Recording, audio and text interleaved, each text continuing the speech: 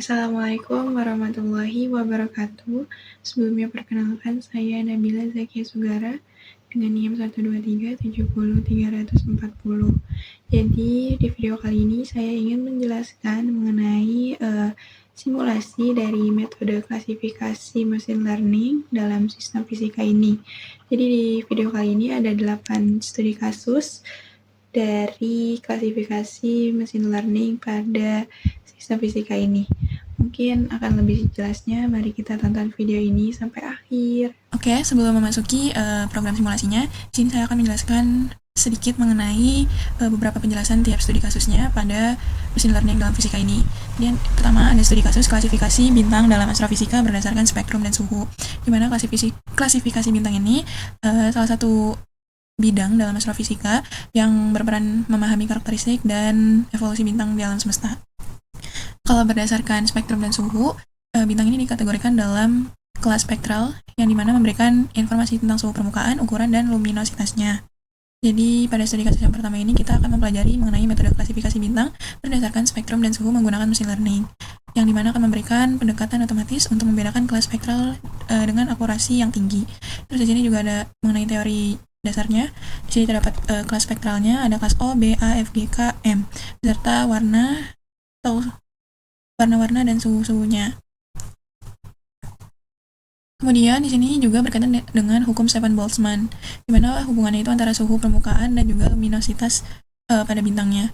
Dapat ditulis persamaannya yaitu luminositas sama dengan 4pi R kuadrat atau jari-jari, sigma tau atau konstanta Stefan-nya, dan T pangkat 4 ini merupakan suhu permukaan bintang dalam Kelvin. Terus persamaan Stefan ini juga menunjukkan bahwa luminositas ini bergantung pada suhu permukaan dan ukuran bintang, dimana dalam diagram HR atau Hertzsprung-Russell bintang ini diurutkan berdasarkan luminositas dan suhunya. Jadi dalam klasifikasi ini, bintang dengan suhu tinggi cenderung memiliki luminositas yang lebih tinggi, tetapi ada juga variasi yang disebabkan oleh ukuran dan tahap evolusi bintangnya. Terus ini ada beberapa datasetnya, ada temperatur, luminosity, dan juga spectral class. Terus ini untuk contoh dataset Excel-nya dapat dilihat. Mungkin langsung saja kita ke kode programnya. Ini merupakan kode program pada kasus yang pertama. Di sini ada beberapa library yang dipakai, di mana Pandas merupakan untuk membaca si file Excel-nya. Kemudian train test ini membagi data menjadi yang akan diujinya. Kemudian standard scalar ini menormalkan datanya. Random forest model klasifikasi. Terus akurasi score ini merupakan evaluasi modelnya, dan juga matplotlib ini yang membuat si grafiknya. Terus di sini ada data PD read Excel. Jadi di sini akan membaca datasetnya dari file Excel-nya, dari data temperatur, luminosity, dan juga spectral class-nya dari file Excel. Kemudian di sini ada X data dan Y data. Untuk X ini adalah suhu dan juga luminositas, begitupun Y itu adalah spectral class-nya. Yang tadi A, B, F, G, K itu kurang lebih kayak gitu. Kemudian di sini ada data ujinya yang akan diuji dengan train-nya itu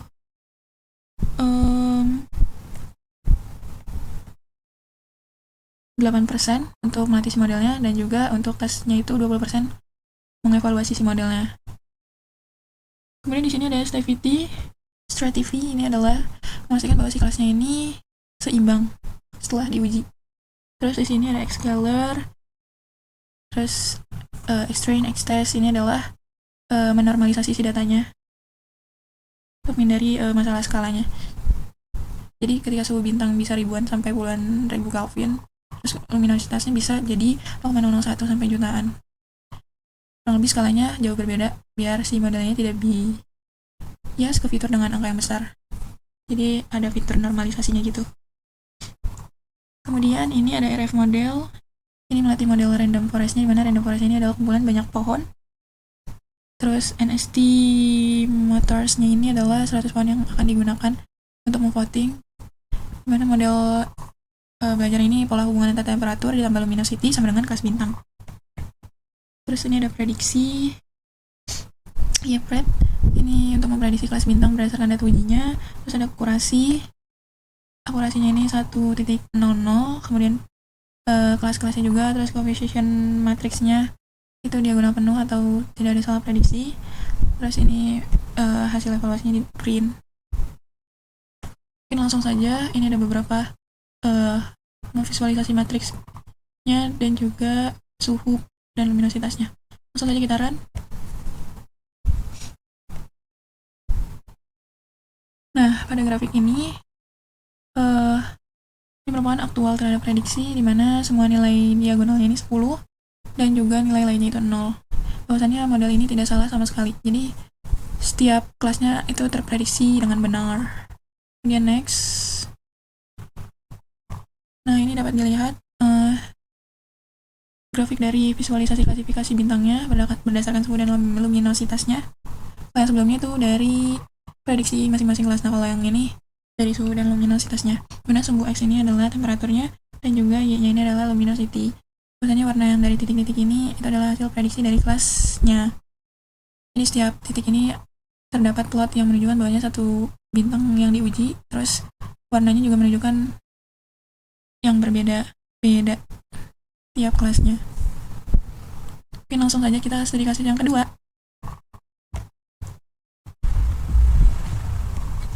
Oh iya, maaf tambahan, di sini juga ada beberapa hasil datanya. Dari keempat ini ada temperatur, kemudian luminosity-nya, spektral kelasnya, terus ada ukuran klasifikasi tiap kelasnya, terus akurasi modelnya juga 1, terus ada makro dan ada weighted-nya ini. Nah, ini untuk hasil datanya pada studi kasus yang ke-1. Nah, baru kita lanjut studi kasus yang kedua.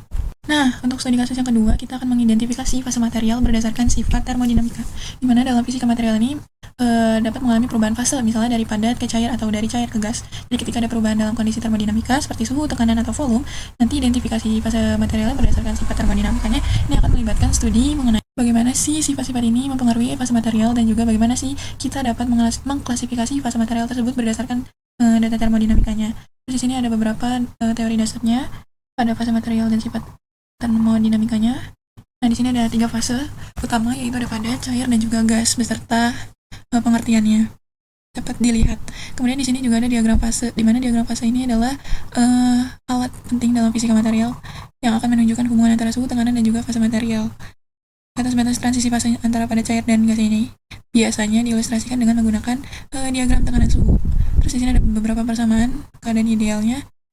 Persamaan keadaan, misalnya persamaan gas ideal, V sama dengan nRT, terus ada energi bebas Gibbs, G sama dengan H dikurang TS. Nah, jadi fase material ini seringkali digambarkan dalam diagram fase yang memperlihatkan batas antara berbagai fase berdasarkan suhu dan juga tekanannya. Ini datasetnya pada studi kasus yang kedua. Mungkin langsung saja kita ke programannya. Nah, ini untuk program yang studi kasus kedua masih sama dengan library-nya dengan sebelumnya. Hanya saja di sini ada tambahan ini ya, train test field untuk membagi datanya, terus model klasifikasi, habis itu akurasi udah, terus MATLAB itu kan membuat grafiknya. Nah, di sini ada tambahan juga dari si tree-nya ini atau si pohonnya ini menggambarkan pohon dari keputusannya. Lalu di sini ada membaca si datasetnya pada data sebelah Federit, di mana suhu ini merupakan Kelvin, tekanannya dalam satuan atm, volumenya L, dan juga fase materialnya itu ada pada cair dan gas. Pada data contoh datanya tadi itu. Kemudian di sini ada memisahkan fitur dan target. X ini merupakan nilai input dari suhu, tekanan, volume, dan Y adalah hasil dari fasenya, apakah fasenya pada cair atau gas. Terus di sini membagi datanya, di mana 80% itu untuk pelatihannya dan 20% itu untuk penilaiannya. Dan Statify itu masih sama kayak sebelumnya, memastikan tiap fasenya apakah seimbang atau enggak. Terus melatih model dissection. Ini data model, ini tuh model belajar untuk menentukan si fasenya berdasarkan suhu, tekanan, dan juga volume. Terus ini ada prediksi dan evaluasi. Ini nanti akan dihitung si akurasinya, presisinya, recall F1 score-nya. Setelah mendapatkan itunya, baru nanti dihitung gitu. Kurang lebih kayak gitu. Terus di sini ada beberapa visualisasi composition matrixnya atau si grafiknya. Ini ada yang untuk si tree atau pohonnya. Terus ini menggunakan agar pohonnya tidak berubah. Terus ini visualisasi confusion matrixnya. Oke, langsung saja kita run.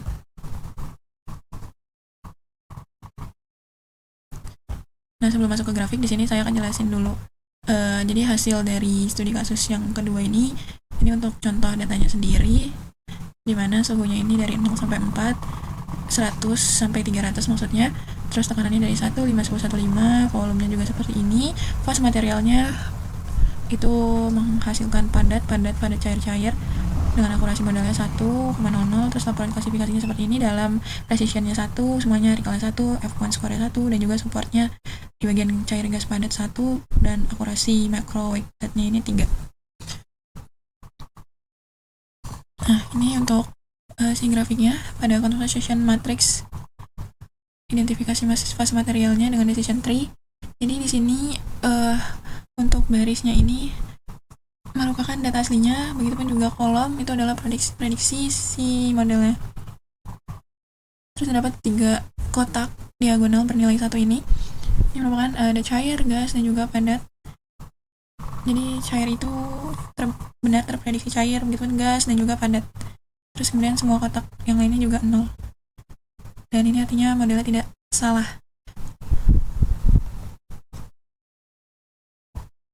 Kemudian ini untuk grafik yang kedua seperti ini, kurang lebih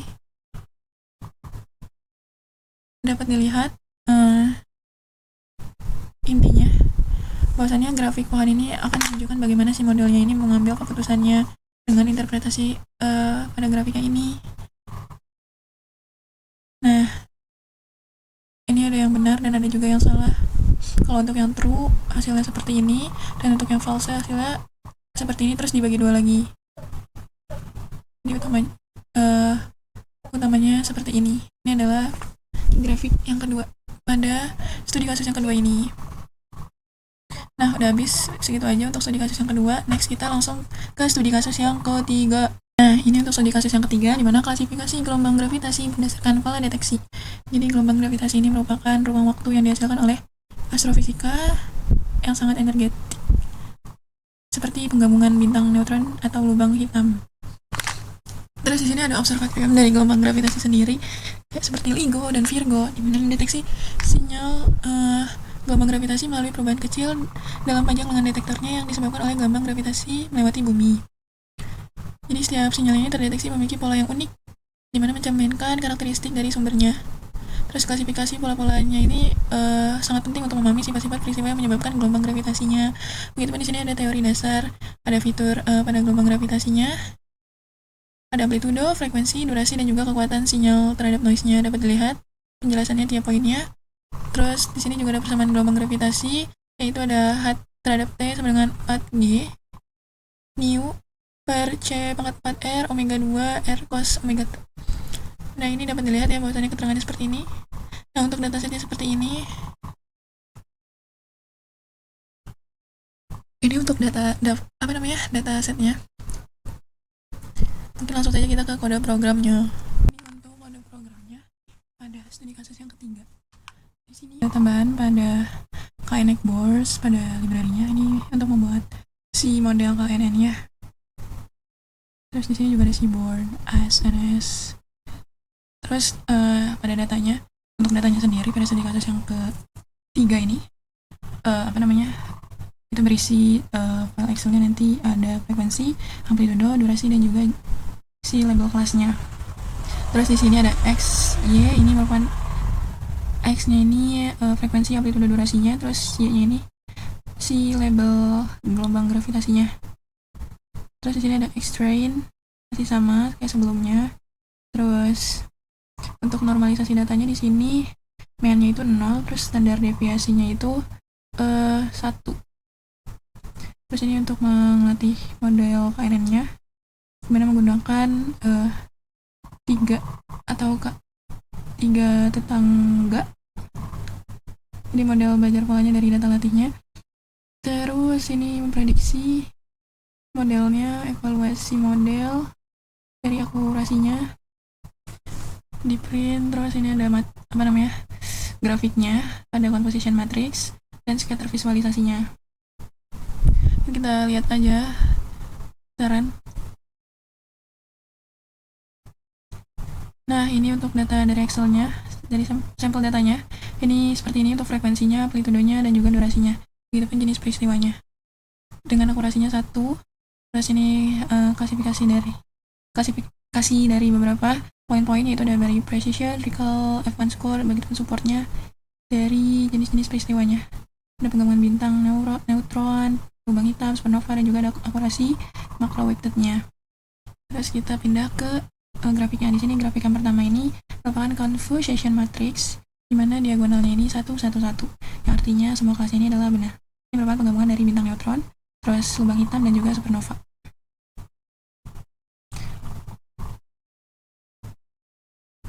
Kemudian untuk grafik yang kedua, yaitu gravitational wave classification. Ini untuk sumbu X-nya ini adalah frekuensi dan Y-nya ini adalah amplitude, di mana di sini terdapat warna titik-titik. Ini merupakan kelas hasil prediksi KNN-nya dengan menggunakan color map Viridis. Mungkin langsung saja kita next ke studi kasus yang keempat. Nah, ini untuk studi kasus yang keempat, yaitu pencarian partikel baru dengan model machine learning dalam data eksperimen Collider. Jadi studi kasusnya ini berfokus pada identifikasi sinyal-sinyal partikel baru dalam data yang dihasilkan oleh eksperimen fisika partikel berenergi tinggi, seperti di Large Hadron Collider atau LHC. Jadi untuk tujuan utamanya itu membedakan antara partikel yang sudah diketahui dan sinyal potensial dari partikel baru yang belum terdeteksi. Terus pendekatan ini juga melibatkan penggunaan machine learning, yang dimana untuk menganalisis datanya dan mengidentifikasi anomalinya dari partikel baru. Kemudian ini ada teori dasarnya pada data eksperimen Collider dan partikel barunya, di mana eksperimen Collidernya ini menghasilkan proton yang ditabrakan oleh kecepatan yang mendekati cahaya untuk menghasilkan partikel subatomik. Nah, partikel yang dihasilkan ini dicatat oleh detektor dengan berbagai parameter fisik seperti energi, momentum, sudut peluruhan. Terus di sini juga ada beberapa parameter pentingnya dalam eksperimen tersebut. Ada transverse, momentum, invarian massa, sudut peluruhan, dan juga energi totalnya. Nah, ini untuk model matematikanya seperti ini dapat dilihat. Terus ini untuk data setnya pada bentuk Excel. Ada transverse, invarian, sudut peluruhan, sudut azimut, energi total, dan juga label-labelnya. Mungkin langsung saja kita ke kode programnya. Nah, ini ada kode programnya. Di sini terdapat isolation forest pada library-nya ini untuk mendeteksi anomalinya. Terus di sini ada classification report, ini evaluasi hasil modelnya. Kemudian di sini untuk datanya, datasetnya sendiri yang sudah dijelaskan tadi, ada transfer momentum, invarian mass, sudut data. Ini untuk datanya sendiri. Terus next, di sini juga terdapat data columns, di mana nanti jadi kalau misalnya ada nama kolom yang punya spasinya akan membuat error, nanti baris ini akan memastikan bahwa namanya ini akan membentuk kolom yang rapi gitu. Terus ini ada si data X-nya juga dan Y. X ini merupakan data numerik partikelnya, dan Y ini adalah kategori dari yang ini dikenal anomali itu. Kemudian di print. Terus di sini ada standarisasinya, dimana rata-ratanya 0 dan deviasinya itu 1. Ini untuk melatih si isolation forest-nya, dimana contamination-nya itu sama dengan 0,5. Bahwasanya program ini akan menganggap 50% datanya itu mungkin anomali sesuai dengan datasetnya sendiri. Terus ini memprediksi anomalinya. Kalau min 1 itu sama dengan anomali, kalau 1 itu normal. Ini mengubah label ke bentuk angka. Terus ini untuk menampilkan jumlah partikelnya di print. Terus ini laporannya, klasifikasinya. Dan ini di bawah selanjutnya sampai akhir merupakan grafiknya yang akan ditampilkan pada studi kasus yang keempat ini. Langsung saja kita run.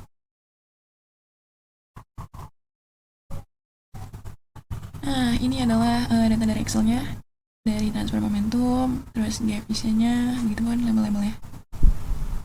Terus normalnya itu 5, anomalinya itu 5, dengan namanya count, dan data type-nya itu IN64. Terus ini adalah laporan klasifikasinya, ini ada yang dikenal, terus ada yang anomali juga. Ini akurasinya, makronya, weighted-nya. Nah, ini untuk grafik yang pertama, dimana baris yang kiri ini merupakan akurasinya, dan kolom-kolom yang kanan ini adalah prediksi si modelnya. dimana yang asli itu 5, terus yang anomali itu 4.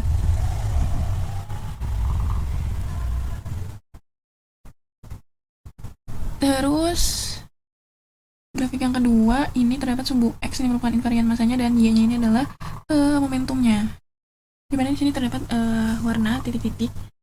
Kalau yang merah ini merupakan warna anomali dan biru ini normal. Jadi tujuannya ini untuk melihat penyebaran partikel si normal dan anomalinya secara visualnya seperti ini. Mungkin langsung saja kita next ke kode program yang ke-5.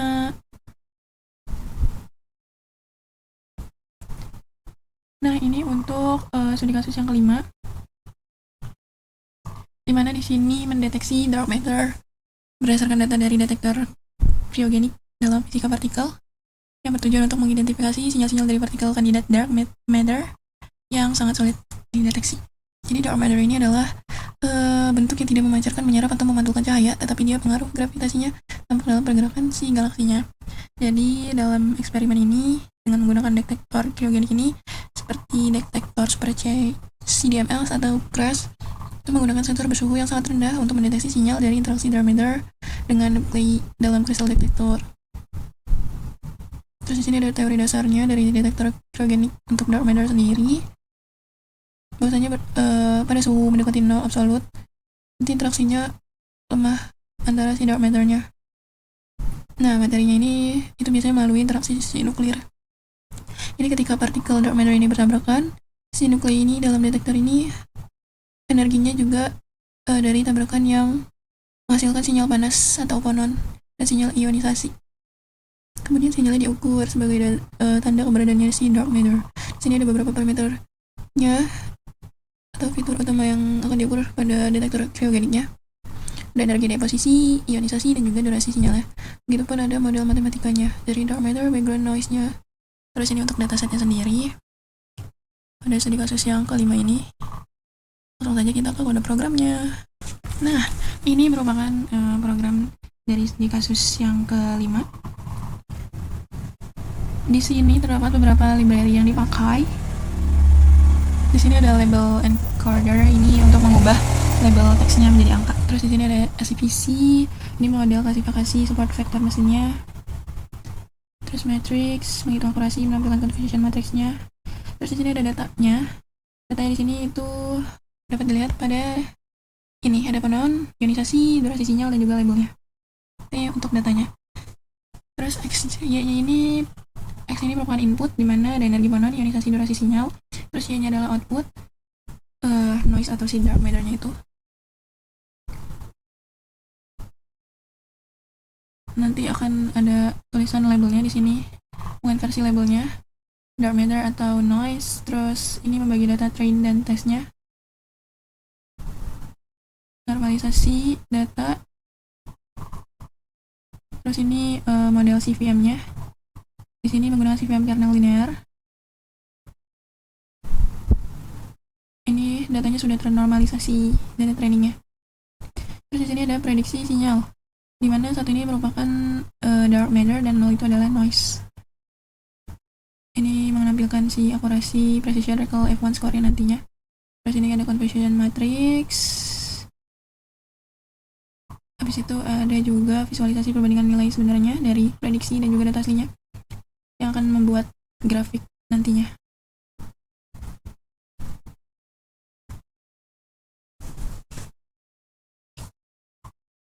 Nah, ini untuk datanya dari Excel seperti ini. Diambil dari 0 sampai 4. Terus ini juga ada si grafiknya yang sudah dijelaskan bahwasannya satu merupakan dark matter dan 0 itu adalah noise. 1, 2 adalah dark matter. Jadi ini prediksi labelnya pada grafik confusion matrix. Terus ini ada perbandingan prediksi dan nilainya dari fonon energinya sendiri, dimana terdapat titik-titik sebenarnya. Ini chamfer prediksinya juga, dimana X-nya ini adalah fonon, Y-nya ini adalah dark matter-nya. Nah, itu saja mungkin dari studi kasus yang ke-5 ini. Next kita studi kasus yang ke-6. Nah, ini untuk selanjutnya pada studi kasus yang ke-6, yaitu klasifikasi objek astronomi berdasarkan data Sloan Digital Sky Survey, di mana klasifikasi objek astronomi ini sangat penting ya aspeknya dalam astronomi modern. Data besar dari survei astronomi sendiri seperti Sloan Digital Sky Survey yang dimana menyediakan informasi penting mengenai berbagai objek langit, termasuk bintang, galaksi, dan juga kuasar. Nah, klasifikasi ini juga memungkinkan para ilmuwan untuk mempelajari evolusi kosmos dan juga struktur alam semesta dengan lebih baik. Nah, SDSS ini atau Sloan Digital Sky Survey ini merupakan survei astronomi optik yang menghasilkan data fotometrik dan juga spektroskopik dari objek-objek langit. Nah, datasetnya ini mencakup ribuan observasi dalam berbagai spektrum cahaya yang menjadikannya ideal untuk pengembangan model klasifikasi menggunakan mesin learning. Mesinnya juga ada teori-teori dasarnya. Objek langit dapat diklasifikasikan berdasarkan beberapa karakteristik yang dapat diukur, seperti posisi RA, magnitude, juga redshift. Nah, adapun kelas utamanya ada star, galaksi, dan juga kuasar. Terus dalam klasifikasi ini kita juga akan menggunakan algoritma SVM pada metode machine learning ini. Nah, untuk datasetnya dapat dilihat dari link ini dengan total 1000 observasi, 17 fitur, dan juga 1 kolom atau kelas. Langsung saja kita ke kode programnya. Nah, ini untuk kode programnya dari kasus yang ke-6. Di sini ada label library SVC-nya, terus PCA-nya juga, itu pun juga matrix. Terus di sini untuk datanya, yaitu dari galaksi, star, dan juga kuasar. Terus X-nya ini merupakan data dari si object space object, begitupun kelasnya, dan juga yang ini adalah kolom atau kelasnya dari yang galaksi, star juga, dan juga QSO atau kuasar. Terus di sini ada encode labelnya, dimana kalau 0 itu galaksi, 1 itu QSO atau kuasar, dan juga 2 itu adalah star. Terus di sini ada normalisasi datanya dari magnitude, RA, dan juga DC-nya. Terus ini ada model CVM-nya, dimana menggunakan kernel linear, sangat cocok untuk datasetnya yang besar seperti SDSS, dan juga mempelajari perbedaan dari star, galaksi, dan juga kuasar berdasarkan fitur-fiturnya. Terus ini ada evaluasi dari cross validation-nya, yang mana menguji modelnya dengan 5 pembagian data yang berbeda, apakah gimana hasilnya gitu. Terus ini ada akurasi atau prediksi dan evaluasi, yang dimana hasil akurasinya itu sekitar 97,95 gitu. Terus kita lihat. Terus ada confusion matrix,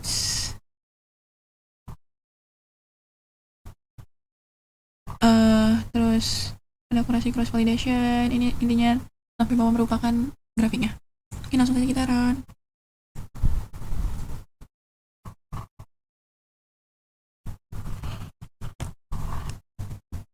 Nah, ini merupakan data dari CSV-nya, dari objek RA, terus DSC, flat, MJD, Vibariate, begitupun dari kelasnya galaksi, kuasar, dan juga star. Kemudian akurasinya, makro weight-nya sama ya, si F1 score-nya, tapi untuk akurasinya, precision recall-nya nggak ada atau 0. Nah, ini untuk grafik yang pertama, confusion matrix untuk klasifikasi.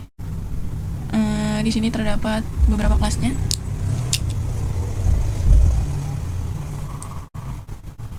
Ada yang 968, 186, dan juga 805. Next. Nah, ini untuk cross validation-nya. Untuk cross validation-nya sendiri menunjukkan akurasi tiap lipatannya ini. Jika nantinya naik turun sedikit, modelnya masih stabil.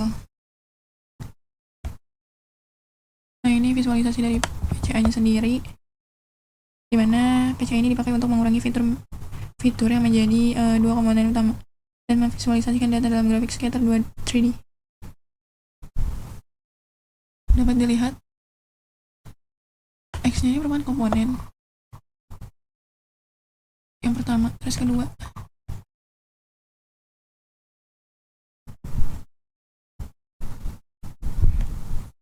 Oke, kita next ke studi kasus yang ke-7. Ini untuk studi kasus yang ke-7 yaitu memprediksi massa elektron dari CERN Electron Collization Data. CERN ini merupakan European Organization for Nuclear Research, pusat peneliti partikel terbesar di dunia yang melakukan berbagai eksperimen menggunakan akselerator partikel untuk memahami sifat dasar alam semestanya. Di mana CERN ini mengandung informasi dua elektron untuk memodelkan dan juga memprediksi massa invarian dua elektron berdasarkan karakteristik energi, momentum, dan juga sudutnya. Ini ada beberapa teori dasarnya. Ini rumusnya, dimana M kuadrat sama dengan S1 ditambah 2 kuadrat dikurang PX1 ditambah PX2 kuadrat kurang P1 ditambah P2 kuadrat min P Z1 ditambah Z2 kuadrat. Terus ini juga ada random forest. Nah, random forest ini merupakan metode ensemble learning berbasis pohon yang bekerja dengan menggunakan banyak pohon keputusan independen selama pelatihan. Terus ini ada datasetnya. Oke, langsung saja kita ke kode programnya. Ini library-nya masih dipakai sama seperti sebelumnya. Terus ini juga ada data. Nanti datanya itu tumbukan partikel yang dimana target yang akan diprediksi itu sama dengan massa invarian M. Jadi mengambil 10.000 sampel, terus menghasilkan data yang tidak punya nilai M. Terus memisahkan fitur targetnya. X ini adalah input, atau fitur Y adalah keluaran atau massa invarian M-nya. Terus extract ini evaluasi model secara adil.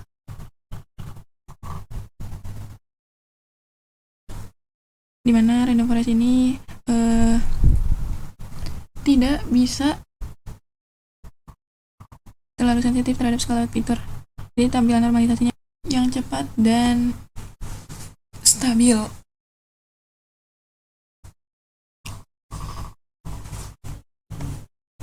Begitupun selanjutnya ada model, normalisasi fiturnya, dan juga beberapa grafiknya ke bawah.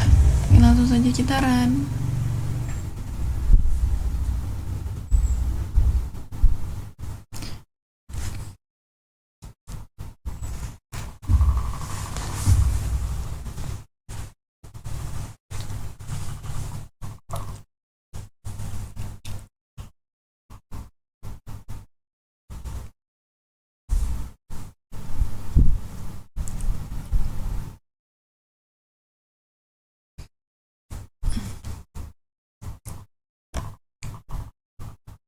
Nah, ini merupakan datanya.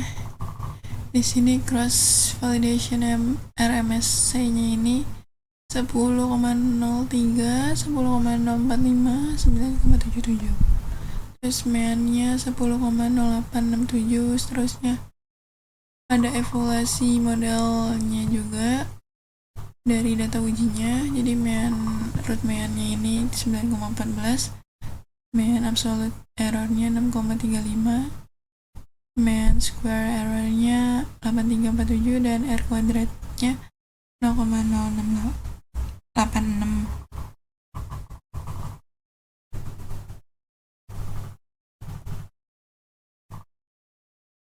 Kalau titiknya dekat-dekat kayak gini berarti prediksinya bagus. Nah, kalau yang jauh-jauh kayak gini kurang tepat prediksinya.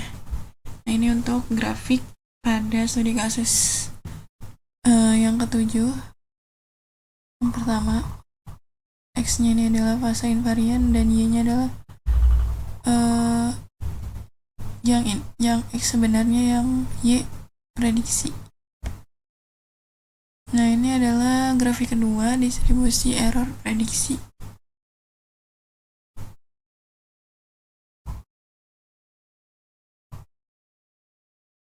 Mana X-nya adalah error prediksi, Y-nya count,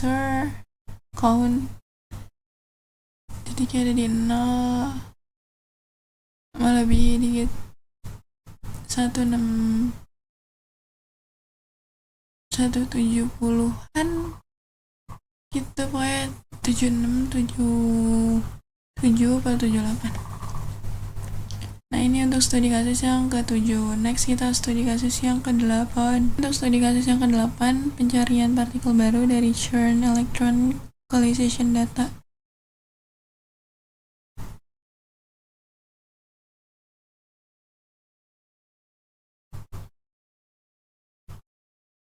Jadi dalam fisika partikel ini anomali merupakan peristiwa yang jarang terjadi dan tidak merupakan indikasi dari partikel baru.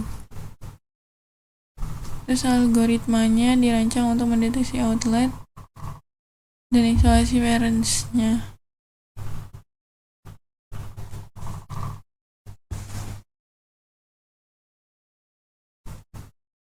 Ini ada teori-teori dasarnya. Ada isolation forest, merupakan mesin yang dirancang khusus untuk mendeteksi anomali. Nah, mungkin langsung saja kita ke kode programnya. Nah, ini untuk kode program yang ke-8, studi kasus yang ke-8 atau yang terakhir. Di sini ada isolation forest, mendeteksi anomalinya. Di sini datanya.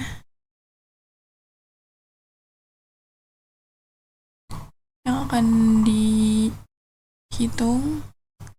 Kemudian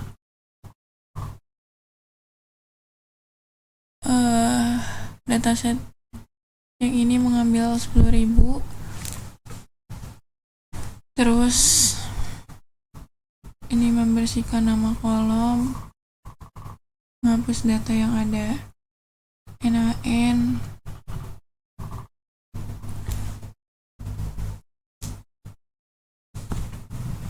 terus di sini juga ada X data sampel nih, maksudnya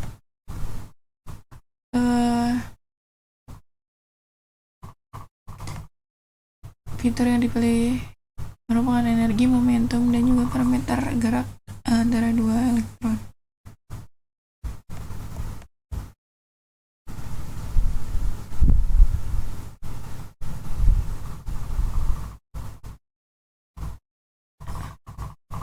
Terus ini juga ada anomalinya juga dan normalnya. Nah, yang di bawah anomali ini membuat si grafiknya.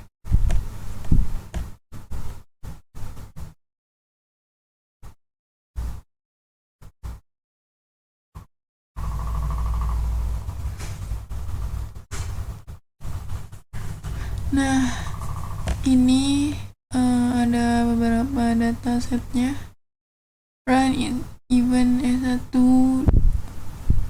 VBX, dan juga peristiwa anomalinya terdeteksi ada 100. Nah, ini untuk grafiknya, distribusi skor anomalinya dari 0,0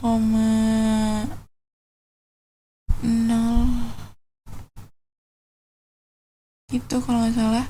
Jadi si X nya ini adalah skor anomali dan Y nya ini adalah count.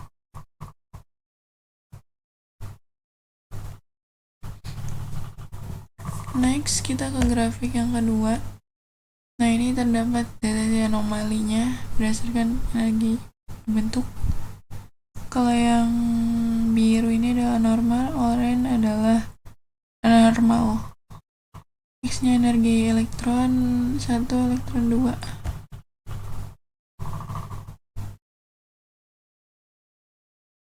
Nah, itu adalah studi kasus yang ke-8 atau yang ke akhir. Mungkin cukup sekian yang bisa saya sampaikan. Apabila ada kesalahan atau kekurangan, mohon dimaafkan. Terima kasih. Wassalamualaikum warahmatullahi wabarakatuh.